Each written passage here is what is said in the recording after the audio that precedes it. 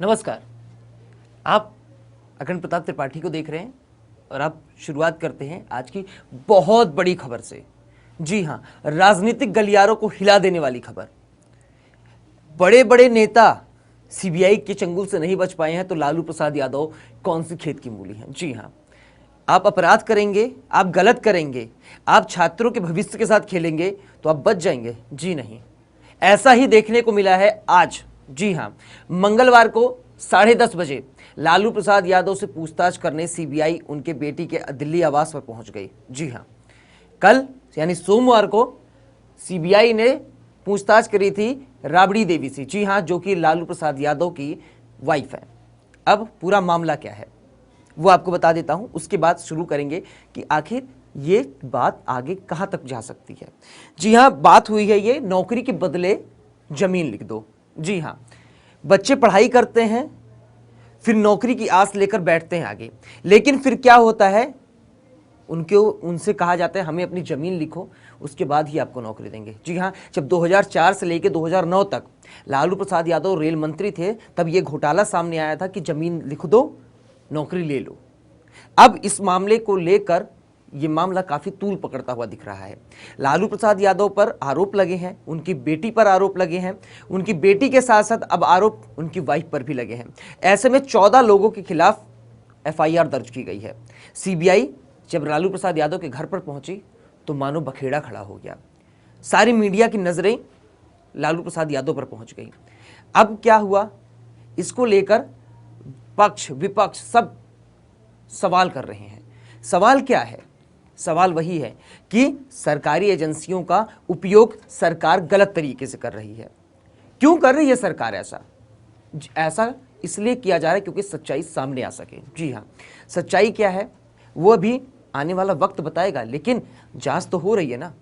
लालू प्रसाद यादव पर यह आरोप लगा है कि उनके खिलाफ ये आरोप है कि जब 2004 से लेकर 9 तक वो रेल मंत्री थे, तब उन्होंने अपने अधिकारों का गलत फायदा उठाया, और गलत फायदा उठाते हुए उन्होंने क्या किया, छात्रों से बोला अपनी जमीन हमारे नाम लिखो, उसके बाद ही हम आपको नौकरी देंगे। जिसके बाद आज मंगलवार को लालू प्रसाद यादव के घर पर सीबीआई पहुंची।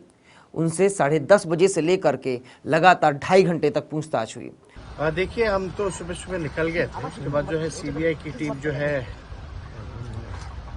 न्यूज़ के माध्यम से हमको प्राप्त हुआ कि आई हुई है, और कहा जा रहा है कि जो लैंड फॉर जॉब, जो कथाकथित जो घोटाला जो कहा जा रहा है कि जमीन के बदले जो है नौकरियां दी गई, इसको लेकर के आज बिहार की पूर्व मुख्यमंत्री श्रीमती राबड़ी देवी जी से पूछताछ जो है वो कर रही है।